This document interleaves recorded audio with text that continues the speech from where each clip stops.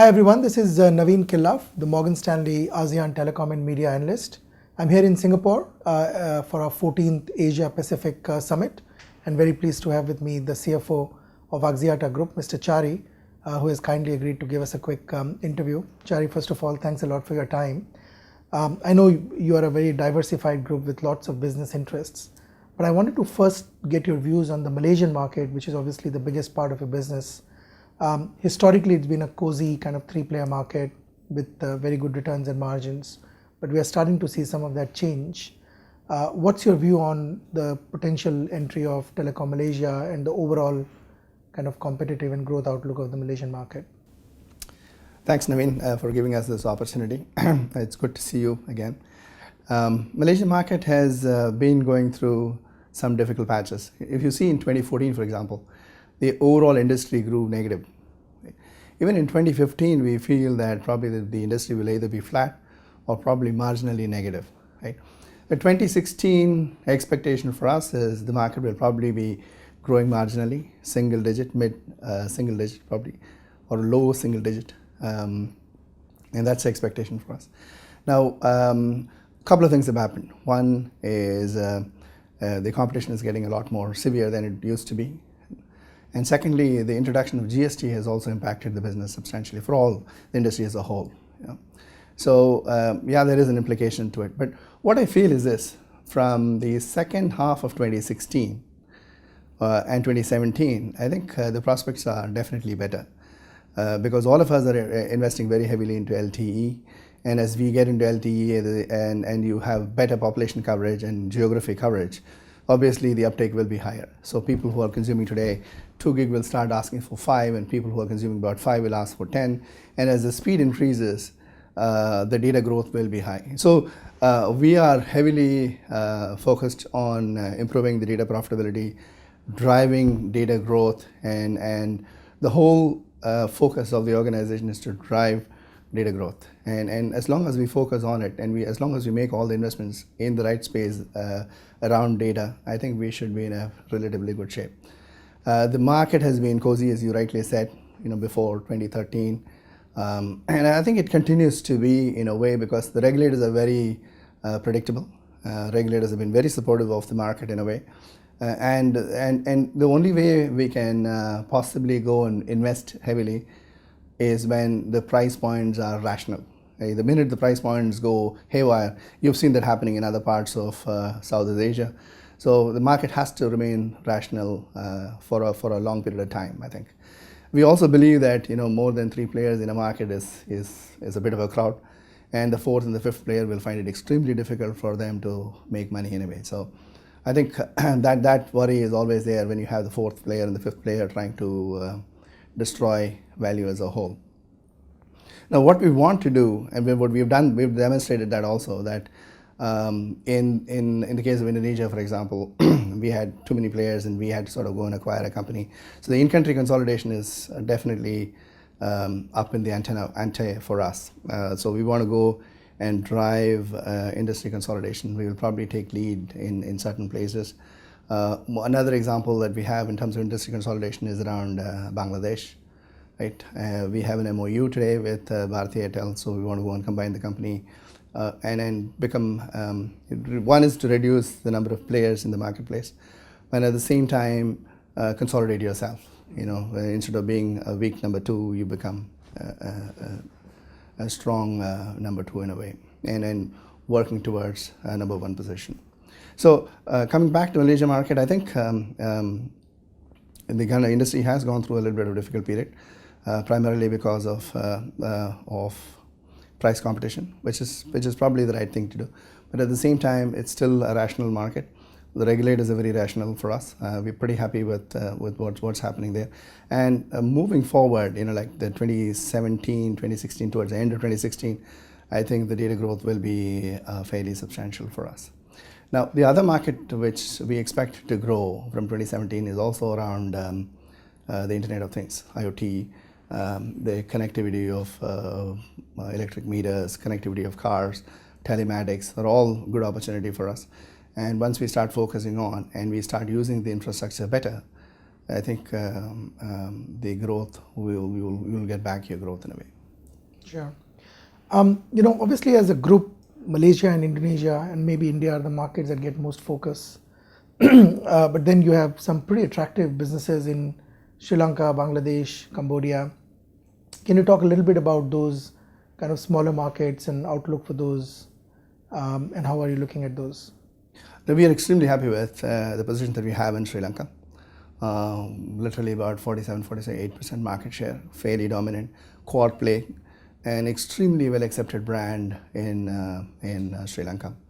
And again, like what you found in India, the middle class grew substantially, as a result of which the consumption is higher, and so the demand is higher, the demand for data is higher. The same thing is happening in Sri Lanka. Now, the market valuation of that company is understated for the simple reason that we don't have as much of free float, right? But fundamentally, the intrinsic value of Sri Lanka is much higher than what you see in the stock exchange, for example. But we are very happy with the positioning that we have. We continue to grow, right? And more importantly, this is becoming a center of excellence for us. Some of the good initiatives that we have in terms of connecting on the digital services, all the innovations are coming out of them, and we are taking it and replicating it in other parts of Axiata. MIFE is one good example. We won a few awards at the GSMA. So some of those initiatives are definitely helping. In fact, the payment platform is developed out of Sri Lanka, and we're using the same payment platform for Malaysia as well as Indonesia, for example. So I think there's a fair amount of learning. We will continue to invest in Sri Lanka. In fact, both Dr. Hans and the chairman of the company, Dr. Azad, went to the Prime Minister and said that, look, we will continue to invest in this place. There are commitments made for investment. So I think we are pretty happy with Sri Lanka. In the case of Bangladesh, again, it's a fantastic market with about 160 million population.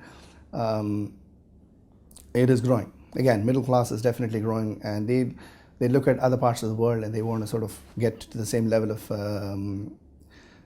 sophistication. And so again, the demand, initially we thought that demand for data will not be as high, and we were pleasantly surprised to see that the minute you put a base station, a 3G base station, the consumption goes up substantially. So, and again, the other interesting thing with Bangladesh is this, that we are suddenly seeing literally 10 billion payments within the country. So the in-country mobile payment is close to about 10 billion. It was a complete surprise to us that the market is so large. And so even from a digital services side, there's a fair amount of play for us. So again, the number of towers that the country needs is also phenomenal. But you've got 4 players, and so what we wanted to do was to sort of go and consolidate it. That's one of the reasons why we have initiated this discussion. This is an MOU still. It's not final as yet, so some more I's to be dotted and T's to be crossed and all that. So hopefully in the next 1.5 to 2 months, we should be able to close if everything goes well. And then a consolidated company will be in a much stronger position to get to number 1 position in the next 2 to 3 years. Cambodia is doing an outstanding job for us. The intrinsic value of the company was around 200-300 million at one point in time. Now, we're looking at about 800-900 million. It's fairly large, and we've done exceedingly well. So on paper, we are probably number 2. We were laggard number 3 to a very strong number 2. But internally, if you go and ask somebody, they'll say that you're already number 1. So there are no published information that's available. But fundamentally, we are extremely happy. The EBITDA margin is above 50%, for example. It's cash flow generating. And the entire business is done out of US dollars, so there's no foreign exchange exposure too. So we're pretty happy with the investment that we've made. Again, the in-country consolidation that we did 4 or 5 years back has paid off in a way. So these are, if you look at the M&A strategy for us, these are 2 large in-country consolidations that we did. One is with Axis in Indonesia, the other one here in Cambodia, where we had a smaller company, we went and acquired Smart. We had a company called Hello went and acquired Smart, and together it became Smart. And it's a very smart decision. So it's kind of paid off in a way. Pretty happy with the smaller company is doing very well for us. It's a positive story for us. And finally, in the interest of time, Chari, obviously you've got telco investments that you can make. You've made a few digital investments recently. You recently acquired this tower company in Myanmar, and then of course there's dividends and investors would love to see. How do you balance between these various capital allocation decisions? Good question, Naveen. Fundamentally, if I look at the M&A strategy for us, it's kind of threefold, right? One is what are we doing with respect to core business? The second thing is what are we doing with respect to the E.co, the tower company? The third one is what are we doing with respect to ADS, which is the digital services. If I look at the first pie, which is on the core business, so clearly we do only two things in core. One is around in-country consolidation. If there are opportunities and if there is a need for us to go get additional spectrum, and if we need to, by consolidating it, if we can get better coverage, we'll probably go do it. But in-country consolidation in general will be a share swap arrangement, and there won't be any cash flow. So if you're worried about cash flow, this is an answer for us. Two is around new entry into certain countries where we are not present. Right? We're very clear that we don't want to get out of South Asia and Southeast Asia. So we won't get into Uzbekistan, for example. Yeah. So fundamentally, when we go, we don't have presence in places like Philippines. We don't have presence in Thailand. We don't have presence in Laos and Vietnam and also. So if there are opportunities and the price points are right, we will probably get into it. But the only thing is that we will never get into a green field where we start investing for the next 5 to 7 years and wait for an EBITDA margin positive. So if you want to acquire, we'll acquire a company which is an existing company, which gives you an EBITDA accretive, cash flow accretive, revenue accretive companies. And that's with respect to the core of, one is in-country consolidation and the second one is around no greenfield, it's going to be a brownfield operation. Second is on E.co. See, today we've got about 14,000 towers. The objective is to probably get to closer to 25,000 towers. There is also an intention for us to go and do an IPO. Primarily, the IPO was not the intention at all. The primary intention of creating E.co is to sort of improve process efficiency, improve co-location ratio, improve the EBITDA margin and all that stuff. But incidentally, what we said was, look, in the next 18 months to 24 months, we should probably go do it. There's a bit of a financial play also because the EBITDA multiple for tower cos are much higher than that of MNOs anyway. So to the extent we said, yeah, let's probably go do an IPO. And that's a good way of monetizing.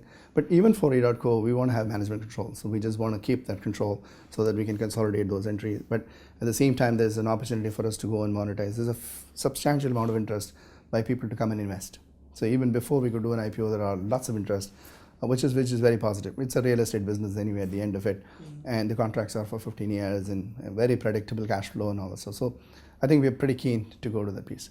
The third piece is around the digital services. Again, if I look at even Singtel, for example, Singtel has also got this, they went and acquired a company in the US for $880 million, focused on cybersecurity and all that stuff.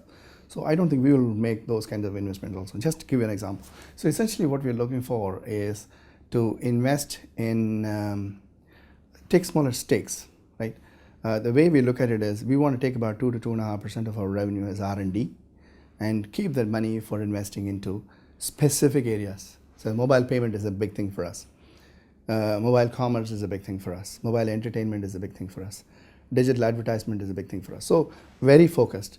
And we'll probably go make those smaller investments. It's not going to be hundreds of millions of dollars. So it's going to be 20, 30, 40 million. We recently acquired a company called Freedom Pop. And it was a $10 million worth of investment, for example, right? So our investments will be small, more for understanding the business. And at the same time, how can these small companies help the core business, right? And if there are some disruptor models, we also want to understand as to how those disruptor model works. So that's the whole intention of investments in areas. So to summarize, there are three folds. As far as the core is concerned, it's in-country consolidation as well as brownfield. E.co, definitely we need to do a little bit of investments in terms of inorganic growth. But again, we will be very careful in terms of how much are we investing with the price right. We will never go do anything blind, right? And ideas, it's an R&D. It's 2 to 2.5% of our revenue. We'll just go and make those investments in specific areas that will help our core business. Thank you. Thank you very much for your time. Wonderful. Thank you for watching. Thank you.